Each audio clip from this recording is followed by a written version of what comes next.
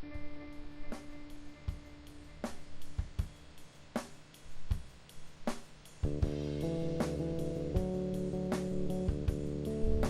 guys, I'm not new. Welcome to my money making video. I'm going to show you a few techniques on how to make from 100k an hour to up to 500k an hour. And I will show you a few different techniques that you can use to make this kind of money. Now, as you can see, I've already made a bit of cash so far, and this was made in about a week and a half. I haven't really done much work, to be totally honest, so I know it's not a lot, but I just haven't done the techniques I'm about to teach you very often. So, here we go. Alright, so our first money making technique is yew trees.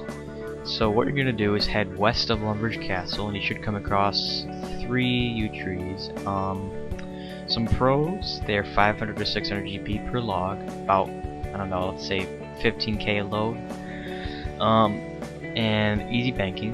The cons, 75 wood cutting or higher recommended because it is really slow. That's just exactly 60. It's really hard to cut yews at that level. They give you about 150k an hour if you're committed to it. But this technique is really only for free to play, just because in members there's so much more techniques you can use. So let's go to technique number 2. Alright, so our next money making technique is green dragons. They're about 5k per dragon.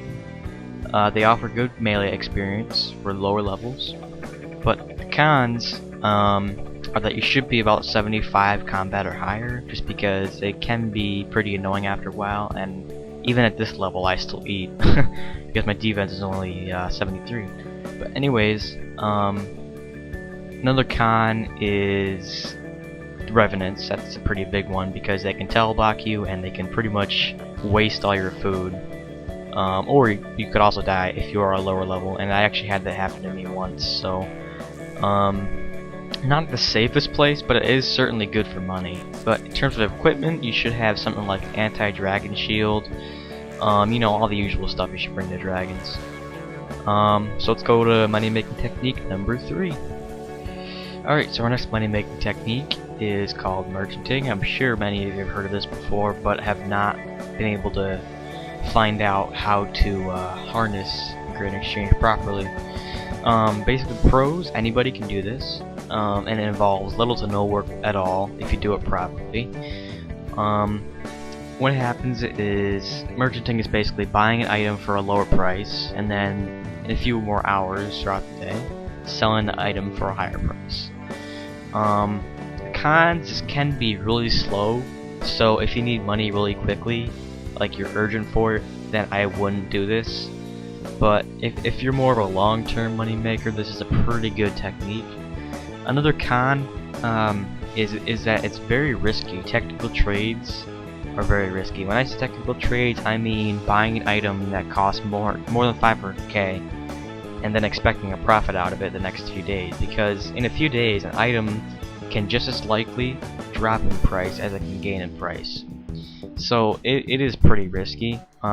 I would only suggest to do this technique if you have I'd say more than 5 million gold or 10 million gold, because then you really, if you lose money, basically what happens is you'll have money left over to spend just in case you fail on the trade, so to speak. So yeah, let's head over to the next money making technique. Alright, so our final money making technique is ranging blue dragons in Gutanoth dungeon. No, I'm not talking about Taverley.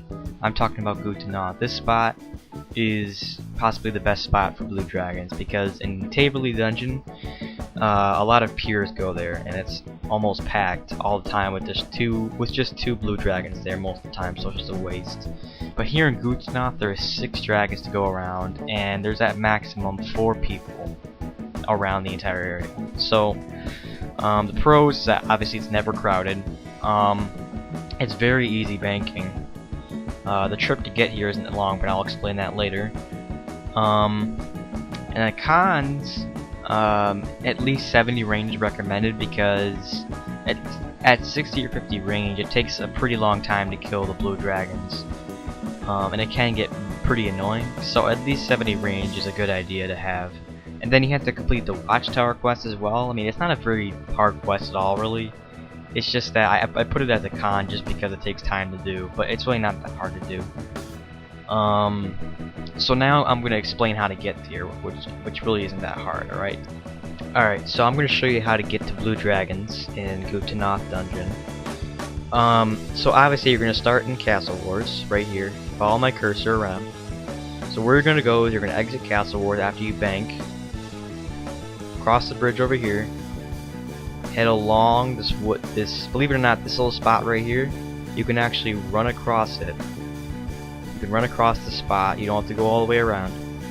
And then you simply go up this hill, through here, to the gate, and then right to the dungeon. Easy, huh? It's actually, believe it or not, some people think that you can actually make a faster trip from the end hill, but I've tried it once and you actually have to go all the way around this entire maze. It's very annoying, trust me. So yeah, that pretty much concludes the guide. I hope you enjoyed it, and if you want more guides, just let me know in a private message or whatever you want on RuneScape. Again, my account name is I'm Not New. I'll show it in the credits. So go ahead and subscribe, rate, and comment, and peace out.